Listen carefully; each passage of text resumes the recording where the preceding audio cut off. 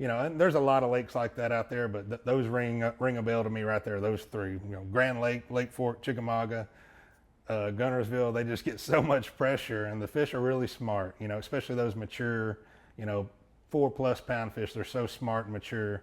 So as far as where I'm doing this, a lot of it has to do with pressure. You know, from other fishermen, and that's not just the only deal. You know, a lot of it is I'm fishing so shallow.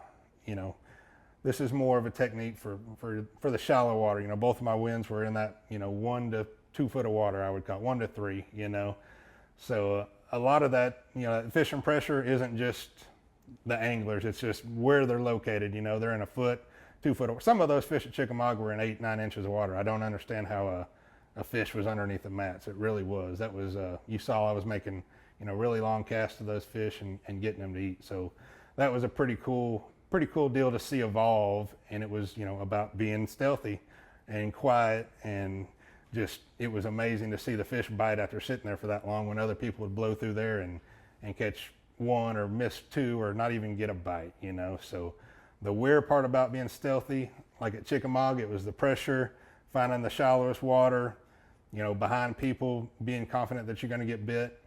And then you move to Lake Fork. I'm just going to use that one for example on where I was doing it. You know, I was at Lake Fork. We were there in late spring, April. People just obliterate that lake every single day, you know, from February 1st to August 1st. And I knew going in the same thing from Chickamauga, man. I know where these fish live. I know what they're gonna be eating. You gotta be quiet. You gotta be, you know, super quiet on your trolling motor. If you're on a spot that you're on your trolling motor, and put your Raptors down when you can. You know, the first 2 days I fished a bar that was too deep to put my Raptors down, so I had to have my Ultrex on spot lock, but I spot locked as far as I could away from it and got in the back of the boat and threw to the fish. And then the stuff you see the final 2 days, most of it I could put my Raptors down, and just, that's the best case scenario ever. Pull your trolling motor up, you know, no graphs on and stuff like that. So that's the wear on Fork, was just those bars get beat up. There's shell bars that I was fishing, and man, there's 1 or 2 boats on them. I see it guiding, you know, the rotation of guides there is just amazing. Everybody knows the same spots. You know, that little island that you see me catch most of the big bag on the final day, it's not a secret at all. I'm sure half the elite field practiced it or fished it in the tournament, you know, and guiding and everyday fishermen, it gets pounded every single day for you know, about a month and a half period on either side of where I was. So it's pretty cool to win off a spot like that, when a lot of the other anglers that I you know are great anglers came up to me and said, "Hey man, I started there first day of practice." I think Polinick did. Ray Hanselman and Caleb Summerall started on it the first 2 days of the tournament, and they just didn't catch them. But I'm not saying they were or not, but I bet they were kind of moving around, banging around on their trolling motors, not knowing exactly the cast. And you know, you can pull in there and be stealthy like I did and get some bites. So just that wear on Lake Fork, Chickamauga, same thing here at Guntersville last year. I know an angler last year here at Guntersville sat on a mat in our tournament here I think we were in October, maybe November.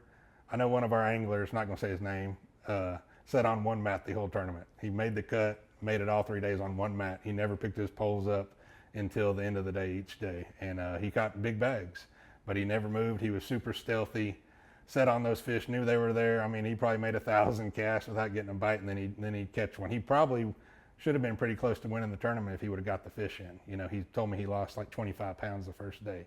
So these lakes that just get so much pressure and the fish are so smart is where you want to start on your stealth. And it goes everywhere. You know, you might be in Jersey or New York or Florida or Oklahoma and have some kind of the same stealth apply without the pressure, just because of the spot that you're fishing, shallow water or smart fish.